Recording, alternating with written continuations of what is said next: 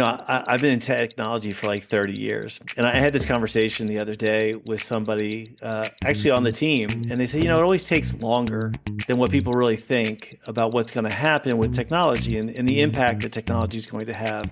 And I've been around long enough that I was in the early internet days, right? And there were conversations in the early internet days that it's a fad. The internet is going to go away. AT&T is going to come up with something better. I mean, all these ridiculous conversations. Literally a conversation with Nike, how they'd never sell a pair of shoes on the internet. That would never happen.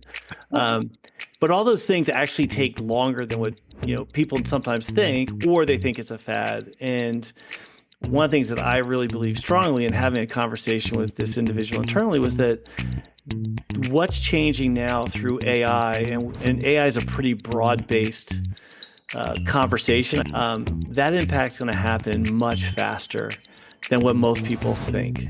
In fact, it's happening. It's just not necessarily understood quite yet. But the change is in just a year in the conversations that I see or that I'm having or what people are talking about at conferences is dramatically different than a year ago.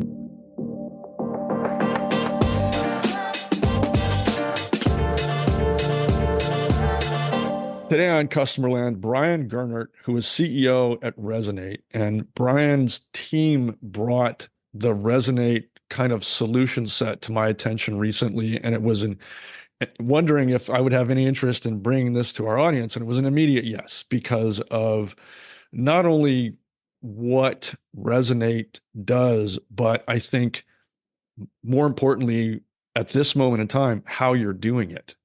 And maybe even more importantly than that, who you're doing it for. So with that as a terrible introduction, Brian, thanks for joining me. Really appreciate this. Great to be here, Mike. Thanks for the time. Really appreciate it. Yeah. So I think we're going to be doing a lot of editing to this conversation because we're already doing some serious hopscotching, but which just happens sometimes. But would you tell us, just to set context, what Resonate is about, what you do, and then maybe we can just unpack that a little bit because it's a really fascinating approach to that particular world. Yeah. So Resonate is really one of the leaders in predictive consumer intelligence, and I'll unpack what that means in a second. But what we do is deliver solutions to marketers to help them better understand their customer, their prospects, but not just understand, but take direct action to enhance their customer experience, to retain customers longer, to cross-sell, upsell, as well as identify who is their next best customer. And all that's in service of delivering lifetime value from their customer base. And we do that a little bit differently than I think traditionally has been done from the standpoint of data companies or other companies in the space, in that what we've built is a AI-driven predictive engine that allows us to basically predict the future based on individual consumers. And so those solutions have driven our customers to see great returns on their marketing spend, on their retention efforts. And we continue to roll out new solutions using this predictive engine to predict things like your next customer that's going to churn and why they're going to churn.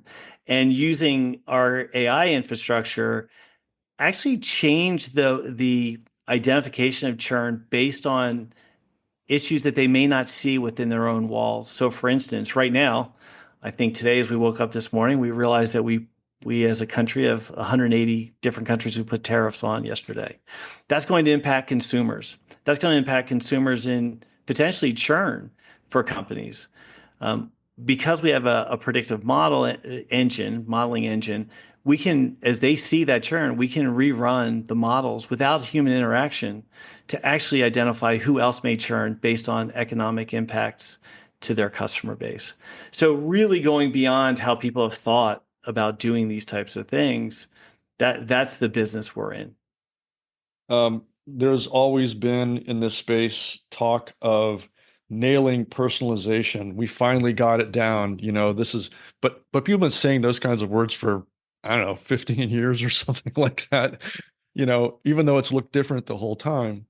On the other hand, approaching it the way I think I understand Resonate does, by triangulating all of these different data points around individuals, their actions, their tendencies, um, even their psychologies.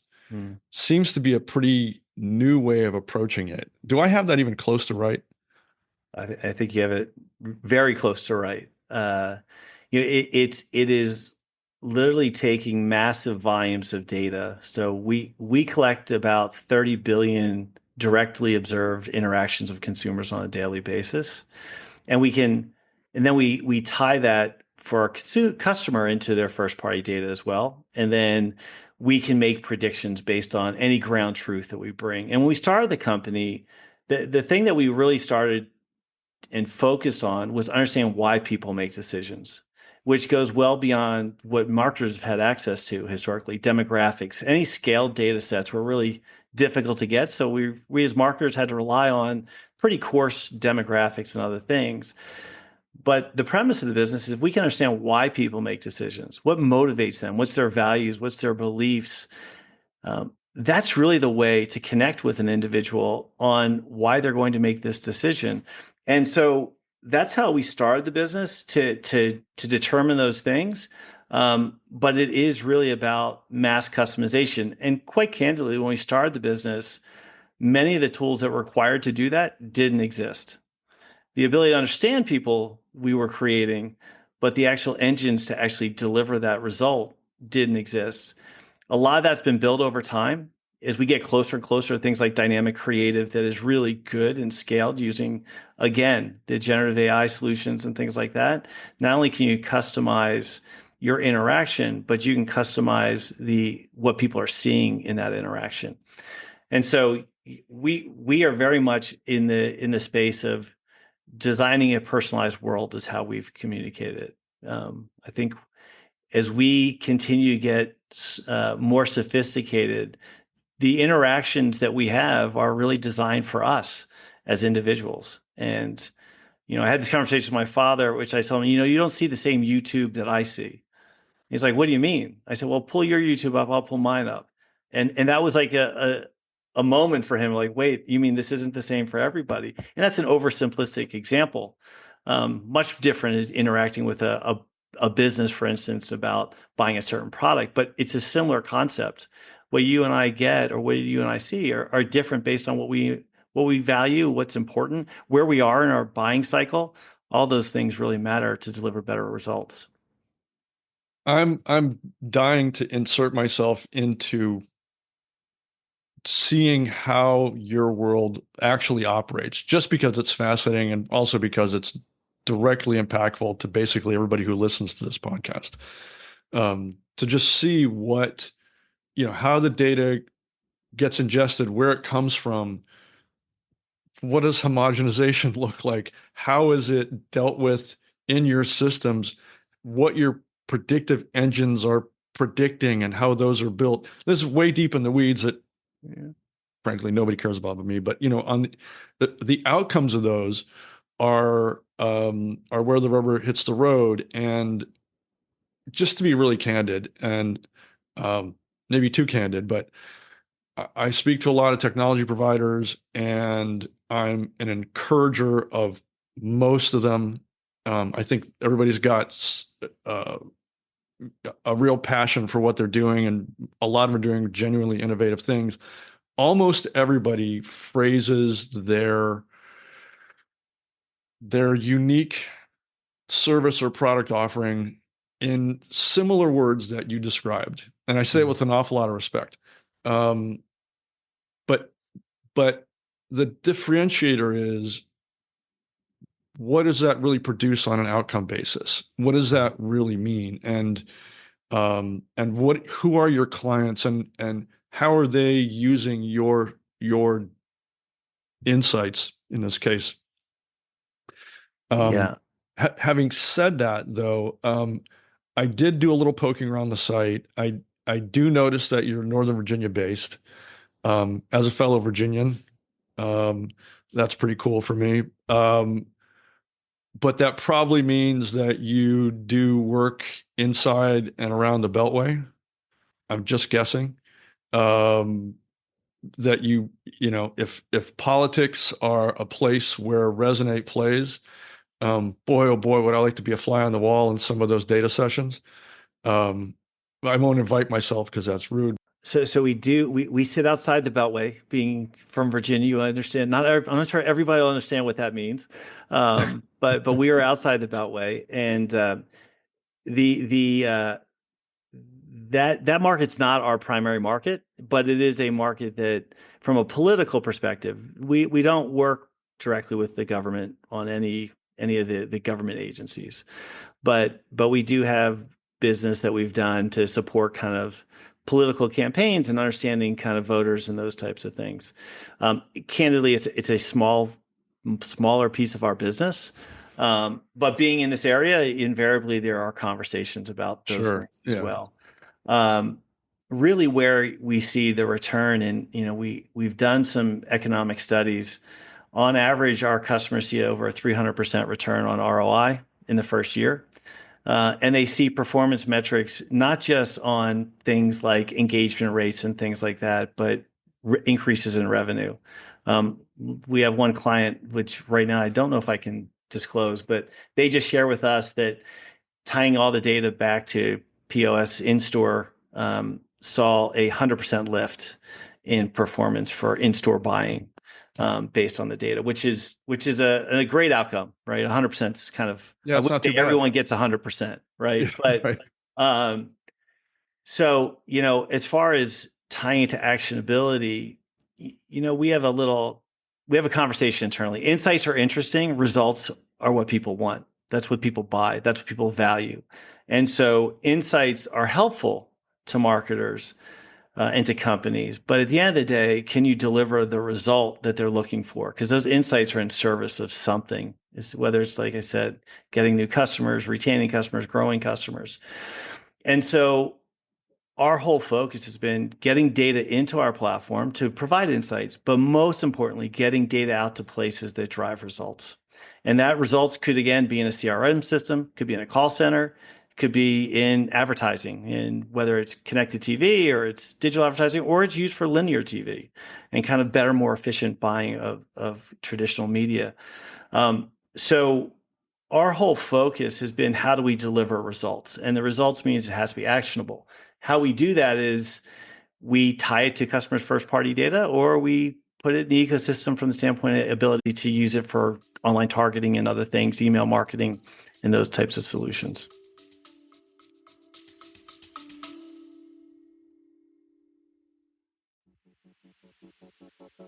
You can optimize for NPS, and that's good. You can optimize for CSAT, also good. You can optimize for loyalty, and that's good too. But here's the thing. If you're not optimizing for total customer value, for total customer profitability, then you're just optimizing for output, not the bottom line. Here's the truth. If your strategy isn't building better customers, more frequent, more loyal, more deeply bonded, then it's not a strategy, it's a performance. At Customerland Studio, we help brands find the value, find the opportunities, the force multipliers hiding inside the customer relationship. And then we help them optimize for scale, for yield, for profit across the entire relationship. Because the other thing we've learned, the only strategy that actually matters is the one that makes your customers more profitable. Customerland Studio, to make better customers. Go to customerland.net and click on the studio. I'd like to talk a little bit about the technology ecosystems that you work with. As you said earlier in the conversation, ability to derive insights is kind of a new thing, but kind of came ahead of the ability to do anything with them at scale. Yeah. And it's only become more recently, more universally available to enterprises, that they could find technology to harness those kinds of insights and actually turn them into things. So are there tech ecosystems where Resonate is kind of more resident, kind of plays more at home, or, could you kind of connect to any CRM decisioning and, kind of go from there? Yeah, I mean, pretty much any CRM or decisioning engine, whether it's from a CRM is really relatively easy as long as we have 15,000 attributes that we continuously update on individual consumers. And the biggest challenge with that on the CRM side is that no one the capacity for 15,000 attributes, first of all, is overwhelming and not needed, but that can be overwhelming in a CRM system. Right. But it's Right. really about what's most relevant and important. And our platform helps identify what's most relevant and important. So if you're a banking client, we have a bunch of banking data that's really interesting, but the platform also identifies other attributes of who your consumers are and how they're different from your competitive banks that will be they'll be relevant in your marketing efforts or in your acquisition efforts. But from a decisioning engine perspective, Adobe or Optimizely, if you personalization, I mean, there's a number of different ways to kind of leverage the data because we create what we deliver is actually the data that drives the decisioning engine. So it's a function of is it an append? Is it a real time? Is it a data set that sits within your four walls virtually actually Right. realistically four Right. walls to drive those things? It really depends on what the client needs. It's not just software dependent. It's also, there's infosec and privacy and all those other things that are important. So our focus is to deliver the data the way a company needs it to drive those results. And so we deliver in multiple ways to do those But things. just again, a little too deep in the weeds for practicality, but could you also derive the same level of insights if you were working with, say, I'm thinking of another, like a large financial institution on their internal customers. Say they've got a couple million people, you could still work with that data set and produce the same kinds of insights. So you wouldn't really necessarily be able to kind of triangulate, maybe you could, with outside data sources and make that happen. We actually can. We use kind of privacy friendly solutions to do that. So, basically hashed emails and other things that de-identify those people that Gotcha. allows us to bring in those first party data sets, sync it with our data, and then basically give them the insights and understanding back to them. We can also do that with, for instance, identifying potential churn. So just to give you an example, um, you know, we bring in, so what we ask of a customer, and I don't know how familiar you are with how churn models are built, but historically, or even today, I say historically because we do it differently. So I guess we're changing the history in a way. Um, you either have an internal team or a consultant that comes in, they take all your churn data, they match it up against other third party data sets, and then they try to identify, basically they use algorithms to identify who else looks like the people that churned. And that's a 2, 3, 4 month process. It's expensive, it takes a long time. Our solution is very different. Well, all we ask is that you give us 10% de-identified of your file, flag half of that with people that churned and half that didn't. We upload it into our predictive modeling solution, and in 72 hours, we deliver back to you the prediction on the 5% you didn't tell us. And if we outperform your churn model, you should be a customer. And if we don't, you shouldn't be a customer. But we do that because we know we're going to have a better predictive model that identifies potential churn better. But that's very different than spending 2, 3 months and then getting a static algorithm that doesn't change until you spend the money to redo it a Right. year later. From your perspective as CEO of Resonate, of a company who's doing really smart, innovative, and useful things in the world of data and personalization, and by virtue of the fact that you see a lot of data come through your house, um, and the insights that come out of it, what do you feel like you see out there on the horizon, good or bad or otherwise, through your work there, that the rest of the world doesn't? Um, and and what do you think they should be thinking about relative to it? Uh, so it's always interesting to kind of figure out what everybody else knows and they don't know. Living in And a I world of realize I my put you on the spot. Sorry. well, my goal is to figure out, to your point, like what do people know, what do they need to know, and what's missing from that we can help them with. I think I'll just say this as an overarching conversation. I think the way companies have looked at the kind of rise of AI, and I'll say specifically generative AI and now agentic AI, is ways to become more efficient, a way to become kind of reduce costs, speed up processes, and things like that. I think what's really missing is that those conversations are valuable, but expense isn't nearly as interesting or valuable as driving additional revenue.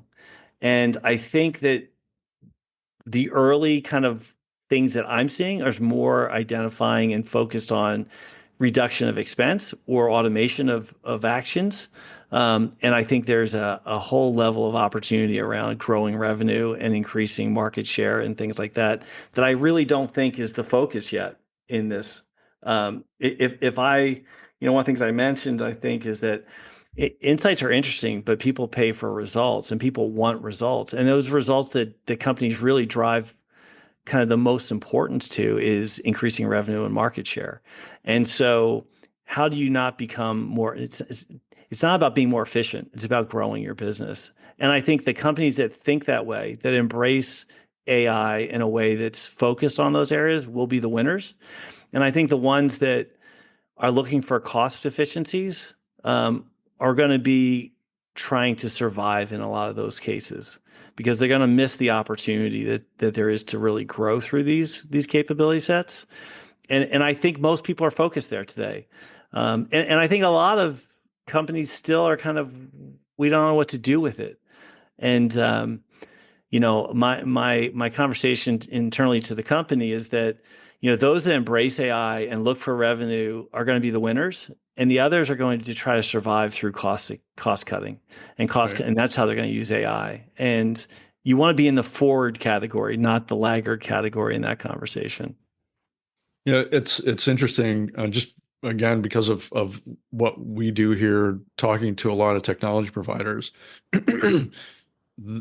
That fact, it's remarkable how often that kind of gets lost in conversation, and we do some coaching to some of these people on, look, if your go-to-market plan isn't quite working the way you thought it would, what is it you're focusing on that you shouldn't? How can we fine-tune that for you? And what's really interesting, what surfaces a lot of the times is they're selling efficiency. And yep, has value. Clearly it does. But the sale goes so much smoother Yeah. and quicker. And the cycle is so much shorter if you're selling revenue. And um, some of these technologies, these are run by really smart people who are way smarter than I am. I could never think in those terms. But somehow it kind of missed that critical extra step. Like, yeah, here's efficiency on its way to revenue, and tie it there somehow. And sales seem to happen much easier. I mean, if you're a CFO, you're looking at revenue. Efficiencies are a secondary kind of phenomenon for you. You're looking at cost if you have a revenue problem. Right. Right. So, how my mental frame is rational companies and companies should be rational. Just irrational people sometimes run companies, but rational companies do things for three reasons only: increase revenue, decrease costs, and reduce risk. And they're not equal. Revenue is a 10x, cost is a 3x, expense is a 3x, and risk is a 1x. It's like buying insurance. No one really wants to do it, but we all do it because we think we need to in case something happens. But as a company, that is how companies, I believe, prioritize decisions. So to your point, yeah, talk about the revenue you're going to help them increase, and it's a much easier sale. It's a much easier conversation. If you talk about risk, yeah, they're worried about risk, but they don't want to spend a lot of money on risk. And I, Right. and I say that because the last company I built before this helped build was a cybersecurity company, and that was all about risk. And it's a lot more fun to be on the revenue side but on Yeah, the I risk can side. imagine. I mean, yes, it's you can sell risk. I mean, there's entire industries built on that, but it's so much easier selling revenue, So much which easier. which which equates to fun. Beyond what I talked about, I do think, and this is going to sound like efficiency, but I think investing heavily in making your team really smart about using AI tools is something that's undervalued in companies. And I think sometimes that's because they're afraid of losing control, and sometimes it's going to take jobs. And I go back to what I said before. It's going to take jobs if you don't win, but if you win, it's going to just help you do additional things. And I still see many times a lack of adoption in kind of leveraging the tools that are already out there. Um, and we have a program internally that we emphasize across the company for every department. How do you use different AI solutions for your day-to-day job? And if we can become 30% more efficient. Now I'm talking about efficiency, right? I'm not talking about revenue, but even for the existing employees we have, how much more could we get done in a day? How much Right. better could we be as a company? And that's a real conversation internally. And so, one of the things that we do is every 2 weeks we have a company update.